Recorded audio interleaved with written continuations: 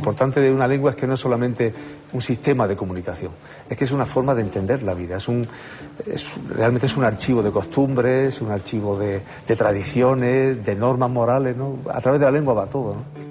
Estamos hablando de unas 6.000 lenguas que hay en el mundo, son 6.000 formas de ver la vida, ¿no?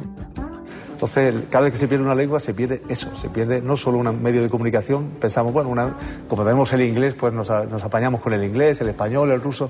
La pena es que a través de esa lengua va todo, ¿no?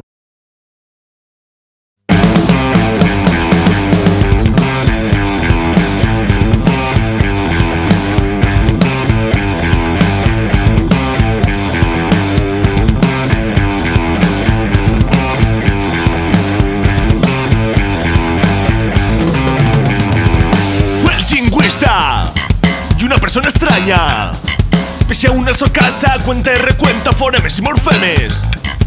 Busca estructuras sintáticas y disecciona les pallabres. Otros y casi esmolécense en dir-te impuros per la vida, o abrazando iguales y falantes, o argumentando la lengua no es esencial, que no ocupa parte.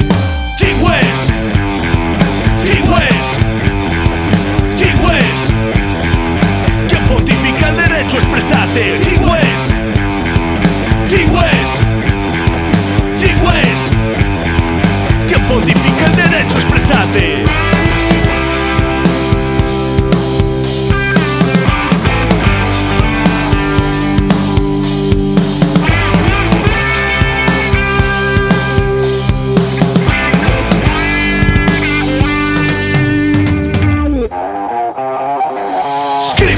I fora, chingües tienes escalla.